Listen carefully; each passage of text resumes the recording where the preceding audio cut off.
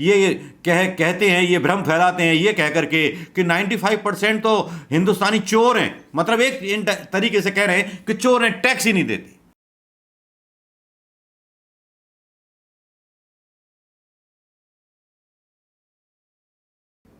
दोस्तों नमस्कार, मैं मनोज कुमार शर्मा एक बार फिर आपके बीच में। दोस्तों, भारतीय जनता पार्टी के द्वारा व्हाट्सएप यूनिवर्सिटी पर अपनी गलतियों को अच्छा बता करके वीडियो बनाए जाते हैं, मैसेज डाले जाते हैं, संदेश चलाए जाते हैं। व्हाट्सएप यूनिवर्सिटी पर वो सारा ज्ञान बांटा जाता है जो ज्ञान आधा अधूरा होता है। ठीक उस तरह से जैसे कि गायत्री मंत्र में गलत जाप कर रहे हों, या भारत माता का वंदे मातरम भी या राष्ट्रीय गीत भी वो ढंग से गाना नहीं जानते हों।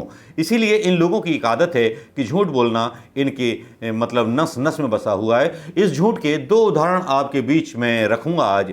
एक सोशल मीडिया पर वीडियो बहुत तेजी के साथ वायरल हो रहा है। व्हाट्सएप में एक न्यूज एजेंसी से बात करता हुआ भक्त जो है वो बड़े व्याख्यान सुना रहा है और बहुत सारी चीज़ें बोल रहा है।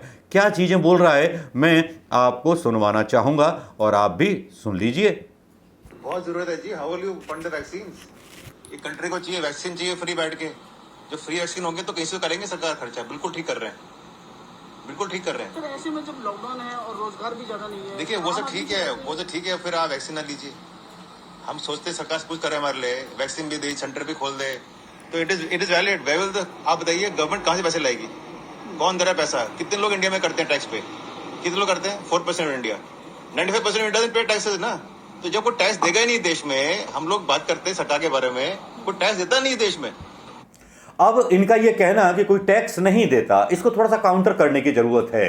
हाथ की हाथ ये आवाज और ये वीडियो भी चलता रहे और इसको काउंटर करना इसलिए भी जरूरी है क्योंकि आधा अधूरा ज्ञान ये साहब यहां पर बता रहे हैं। मैं दोस्तों जानकारी के लिए बताना चाहूंगा, इस वीडियो को ज्यादा से ज्यादा शेयर करें और वो रिक्शे वाले तक भी पहुंचे, ये वीडियो किसान के पास भी पहुंचे और उस गरीब मजदूर के पास भी पहुंचे जो टैक्स देता है, जिसको यही नहीं पता कि वो टैक्स देता है। और इसी ज्ञान का फायदा, इसी अधूरे ज्ञान का फायदा, इसी कम अवेयरनेस का फायदा उठा करके ये भाजपाई चिंटू भक्त जो हैं कुछ का कुछ हवा उड़ाते रहते हैं। शायद इनको पता नहीं कि आदमी सुबह से लेकर शाम तक इनडायरेक्ट टैक्सों की संख्या से लाद दिया गया है। चाहे खाने का तेल हो, चाहे बीड़ी हो, सिगरेट हो, मजदूरों का पान हो, तंबाकू हो, राज दरबार हो, हर एक पे जीएसटी और टैक्स हमेशा से लगा हुआ था, जो सरकार ने कभी नहीं बताया कि इनडायरेक्ट टैक्स हम कितना लेते हैं। पानी की बोतल पर भी टैक्स है, पानी पर भी टैक्स है, हवाओं और ऑक्सीजन पर भी टैक्स है, इलाज कराने पर भी टैक्स है, दवाइयों पर भी टैक्स है, कंघे पर भी टैक्स है, बाल मुड़ाने पर भी टैक्स है, ब्लेड पर भी टैक्स है, गैस सिलेंडर पर भी टैक्स है, खाना बनाने पर भी टैक्स है, आटे पर भी टैक्स है, रोटी पर भी टैक्स है।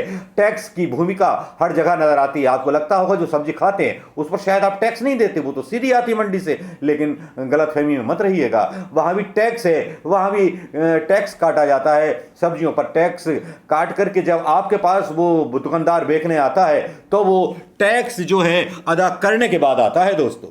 लेकिन यहां पर ये लोग झूठ बोलने से बाज नहीं आते क्योंकि ये कहते हैं, ये भ्रम फैलाते हैं ये कह करके कि 95% तो हिंदुस्तानी चोर हैं। मतलब एक तरीके से कह रहे हैं कि चोर हैं, टैक्स ही नहीं देते। जबकि डायरेक्ट टैक्स देने वाले वो लोग हैं जो मिडिल क्लास मैन, जो सर्विस करते हैं और वो डबल टैक्स देते हैं, इनकम टैक्स भी देते हैं और साथ में वो टैक्स भी देते हैं जो सरकार रोजाना की जरूरत है, खाने पीने की चीजें, पेट्रोल, डीजल और छोटी से छोटी चीजें। अरे भैया, सर में बाल में तेल डालने तक पर टैक्स है, कोलगेट पर भी टैक्स है, मंजन पर भी टैक्स है, दवाओं पर भी टैक्स है, कपड़े धोने वाले साबुन पर भी टैक्स है, सर्फ पर भी टैक्स है, क्या क्या ना गिनाऊं किस किस पर ना टैक्स है। लेकिन इन साहब का ज्ञान शायद अधूरा है, गाड़ी में बैठ करके इनको इसी तरह के ज्ञान बांटना आता है। अब ये साहब आगे क्या बोल रहे हैं ये भी सुन लीजिए। वो देते हैं, गवर्नमेंट एम्प्लॉय देते हैं, तो जब कोई टैक्स देगा नहीं कहां से आएगा पैसा सरकार के पास? तो बोलना बड़ा आसान है जी, पैसे बढ़ रहे हैं, ठीक है, बिल्कुल ठीक है, प्रॉब्लम हो रही है देश में, I agree with you. But अगर अमेरिका में देखिए आप, एवरीबडी पे टैक्सेस, हर बंदा टैक्स पे करता है। वहां बंदा बोले कि सरकार ने हमसे क्यों बढ़ाया, बिल्कुल लाजमी चीज है। गो टू यूएई, लोग कहते हैं साहब वहां पानी के दाम मिलता है, पेट्रोल, सब टैक्स देते हैं। हमारे देश के लोग जो यहाँ टैक्स देते नहीं, वहां टैक्स देते हैं और हम बोलते हैं साहब सरकार ने हमसे पैसे ले लिए। लेकिन सब देश में जो ज्यादा संख्या है वो गरीबों की है, मिडिल क्लास की है। देखिए जी, आप ये देखिए, इनसे पूछिए, कोई गरीब दिख रहा है आपको यहाँ साइकिल में पेट्रोल भरते हुए? ये एक कहानी और बोलने की है, कौन दिख रहा है गरीब आपको यहाँ? गरीब साहब डीटीसी जाता है बस में, गरीब जाता है मेट्रो में, यहाँ बंदे आते हैं सरकारी मुलाजिम या बंदे आते हैं बड़ी बड़ी गाड़ियों में। आप देखिए कौन गरीब है यहाँ, ये कहने की बातें होती हैं जी। और फार्मर्स के लिए अभी भी डिस्काउंट देते हैं, फार्मर्स के लिए सब्सिडी अभी भी मिलती है, ठीक है ना। तो ये जरूरी है जी हमारे देश में करने के लिए, क्योंकि जिस दिन हमारे देश में मेजोरिटी लोग टैक्स देंगे ना, उसी से कुछ नहीं होने वाला ये सब। तो ये होना चाहिए मैसेज, बहुत जरूरत है जी। How will you fund. अब साहब आप सुन गए होंगे इन साहब की मंशा को और इन साहब के वक्तव्य को। जो बात ये बोल रहे हैं वही बात इनके नेता भी आमतौर पर बोलते हुए पाए जाएंगे। इनको लगता है कि जो डीटीसी बसों में चलता है, मेट्रो ट्रेन में चलता है, वो टैक्स नहीं देता। लेकिन इन हजूर आला इन साहब को ये नहीं पता, अमेरिका के टैक्स का हवाला देने वाले इन लोगों को ये नहीं पता कि अमेरिका टैक्स अगर लेता है तो वो अपने नागरिकों के लिए कितने पैसे उनकी जेब में डालता है, कितने पैसे कोरोना के वैक्सीनेशन के मैनेजमेंट के लिए सेफ रखता है। शायद ये भूल जाते हैं, ये बताना भी भूल जाते हैं कि सरकार की जिम्मेदारी होती है सेवा करना। लेकिन आजकल सरकार एक कारपोरेट की तरह भारत के लोगों के साथ व्यवहार कर रही है। आप जाइए रेलवे स्टेशनों पर तो वहाँ पर आपको वहाँ भी टैक्स देना होगा। रेलवे का टिकट खरीदेंगे तो वहाँ भी टैक्स देना होगा, चाहे वो गरीब आदमी हो, चाहे वो आदमी हो जो सैलरी पेड है या जो इनकम टैक्स पेड करता है। इनको गरीबी दिखाई नहीं देती। इनको नहीं दिखाई देते वो कोरियर वाले जो पेट्रोल भरवाने आते हैं, डीजल भरवाने आते हैं अपनी गाड़ियों में, जिनको एक पार्सल का 20 रुपया या 10 रुपया मिलता है घर घर पहुँचाने के लिए। फ्लिपकार्ट का हो, अमेज़ॉन का हो, स्नैपडील का हो।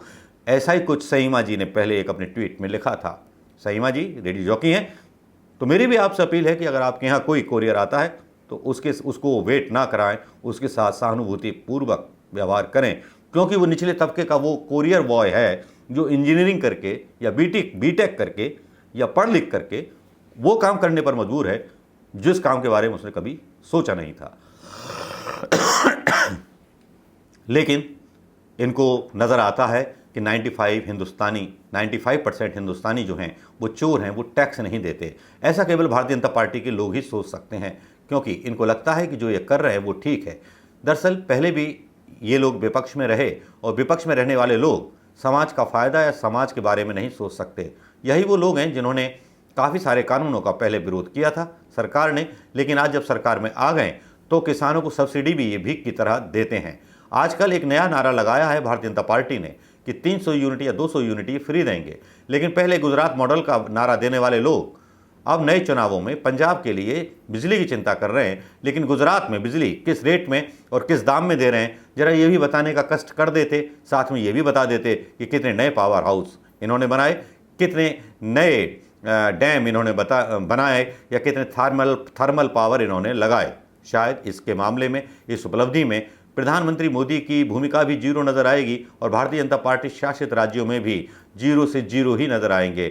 भले ही हीरो बनने की कोशिश करते रहें सरकार में होने के नाते और जनता पर इल्ज़ाम लगाते रहें कि जनता अपने दुख की खुद जो है भरपाई करे, कोरोना वैक्सीन के पैसे भी दे। क्या कारण है कि वैक्सीन अवेलेबल सरकार के अस्पतालों में नहीं होता, लेकिन अगर आप गूगल सर्च करेंगे तो कोरोना का वैक्सीन प्राइवेट अस्पतालों में अवेलेबल होता है। उसको आप पैसे दीजिए और लगवाइए। ये लोग ये भी भूल जाते हैं कि 7 वैक्सीन जो यूपीए सरकारों में पिछले 70 सालों में लगाए गए वो बिना किसी पैसे के लगाए गए, क्योंकि सरकार का कर्तव्य था। सरकार का कर्तव्य ही होता है कि जनता की सेवा करना, इसीलिए उसको वोट दिया जाता है कि सही मैनेजमेंट करके सही टैक्स लेके टैक्स का सही इस्तेमाल देश की तरक्की के लिए करे। लेकिन ये लोग तो सीधे इल्ज़ाम लेकर के, जूता लेकर के उतर आते हैं। ऐसे नफरती चिंटुओं के बारे में आप क्या कहेंगे? क्या आप इन लोगों की ऐसी लैंग्वेज को, ऐसी भाषा को पसंद करेंगे दोस्तों? मुझे लगता है नहीं। अगर आपको लगता है कि ये सरकार की सोच का प्रतिनिधित्व करने वाला भक्त गलत कह रहा है तो कमेंट करके ज़रूर बताइएगा और अपने विचार मुझ तक पहुंचाइएगा। यकीन रखिए कि आपके विचारों का स्वागत है और आपका विचार मुझे पसंद आया तो अपने अगले वीडियो में उसका मैं जिक्र करना नहीं भूलूंगा दोस्तों। नमस्कार, जय हिंद दोस्तों।